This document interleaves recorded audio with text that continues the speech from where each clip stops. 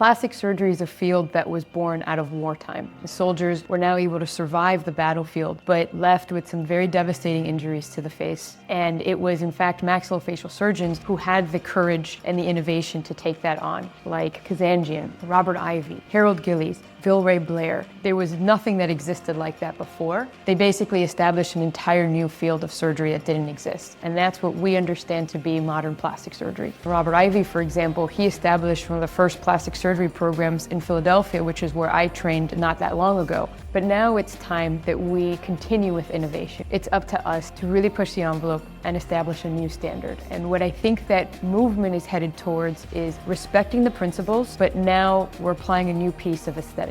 It's not just about establishing function or reintegrating wounded soldiers into society. Now it's time to apply a lot of those principles into anybody who wants to change their appearance and really enhance the aesthetic. As I was coming through my training, I had dual perspective, a little bit from the craniofacial side, which was more hard tissue, and soft tissue from the plastic surgery side. It was hard for me to sort of reconcile why my training sort of separated the two. And it was in fellowship that I had a little bit of an overlap and an understanding of how one can influence the other. But now joining Hanna Face and Jaw has really brought it full circle for me. This practice is really sitting at the forefront of what aesthetic maxillofacial surgery is. Jaw surgery here is not siloed as something that's just functional. It's understood in the broader vision of aesthetics for the face. What Dr. Hanna has built already is a standard of excellence that is not just performing at the highest level right now, but it's reestablishing a new standard for aesthetic maxillofacial surgery that didn't really exist before.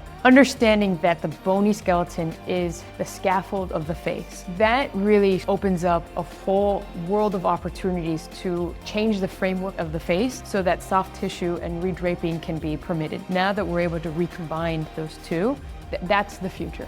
The vision is really unveiling itself, and I can see how far this practice will go, not as a standalone, but what it really means for the general field of plastic surgery, maxillofacial surgery, oral surgery, otolaryngology. It's multidimensional, multi-specialty. This practice is really sitting at the forefront of what aesthetic maxillofacial surgery is.